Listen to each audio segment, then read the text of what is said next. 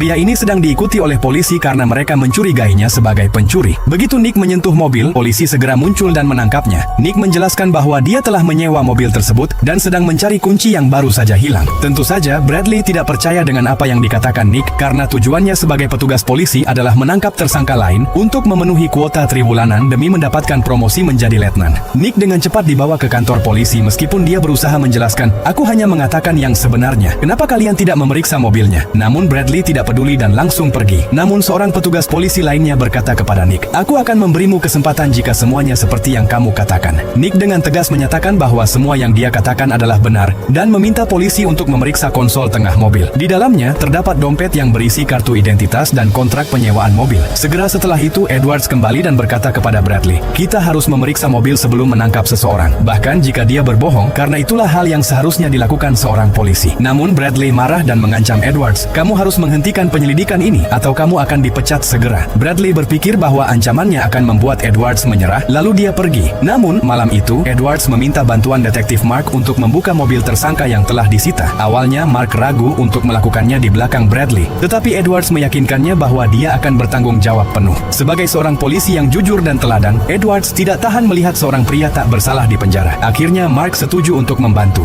Anehnya, ketika mereka membuka mobil tersangka, dompet itu tidak ditemukan, meskipun Edwards sudah melakukan pencarian menyeluruh. Tiba-tiba, Bradley muncul dengan ekspresi dingin dan menegur Edwards karena bertindak di belakangnya bersama seorang detektif. Dia bahkan mengancam bahwa tindakan itu bisa membuat Edwards kehilangan lencananya sebagai polisi. Kembali di sel tahanan, Edwards sangat marah karena dia mengira Nick telah berbohong dan menyebabkan banyak masalah. Dalam pertemuan keesokan harinya, Bradley dengan percaya diri melaporkan kepada kepala polisi tentang pencapaiannya dalam menangkap banyak pencuri mobil di jalanan. Sementara itu, kepala polisi juga mempertanyakan Edwards atas tindakannya yang bertentangan dengan perintah. Edwards mengakui tindakannya dan mengatakan bahwa dia akan bertanggung jawab penuh atas kesalahannya. Namun sebagai seorang polisi, dia ingin memastikan segalanya jelas dan tidak bisa menangkap orang yang tidak bersalah. Tiba-tiba, kepala polisi mengumumkan berita mengejutkan. Dia telah menerima keluhan bahwa beberapa petugas dalam tim melakukan diskriminasi rasial. Oleh karena itu, dia diam-diam memasang kamera di dalam mobil sebagai bagian dari tes rahasia. Begitu kepala polisi selesai berbicara, Nick masuk ke ruangan, mengejutkan semua orang. Ternyata dia adalah seorang detektif yang dikirim dari Long Beach dan secara sukarela berpartisipasi dalam rencana ini untuk melihat bagaimana para petugas dalam tim bereaksi. Alasan Edwards tidak menemukan dompet di mobil Nick adalah karena Bradley telah masuk lebih dulu dan memalsukan barang bukti. Bradley segera ditangkap. Sedangkan untuk Edwards, dia dipromosikan menjadi letnan karena berani mempertaruhkan pekerjaannya demi melindungi hak-hak sipil.